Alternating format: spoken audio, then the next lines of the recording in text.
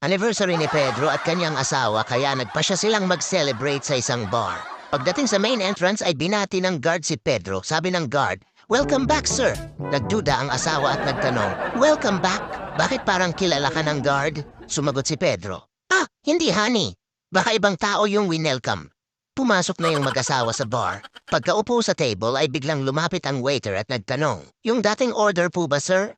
Kumunot ang noo ng asawa at muling nagtanong, "Bakit alam ng waiter ang order mo? Nakapunta ka na ba dito dati?" Sumagot si Pedro, "Ah, hindi honey. Baka nagkamali lang yung waiter sa pagtatanong." Maya-maya ay kumain na yung dalawa. Pagkatapos nila kumain ay may lumapit na isang lalaki at may kasamang apat na babae. Sabi nung lalaki, "Pedro, may mga bago tayong model dito. Mga magaganda at bata pa yung iba. Gusto mo ba kumuha?"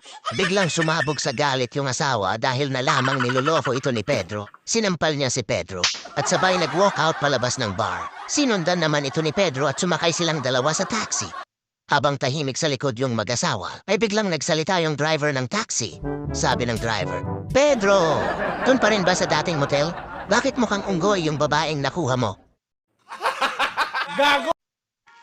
Hatag mo ba ay jokes, kwento pang pagod vibes, funny? Ano pa hinihintay mo? Subscribe, like, and share na.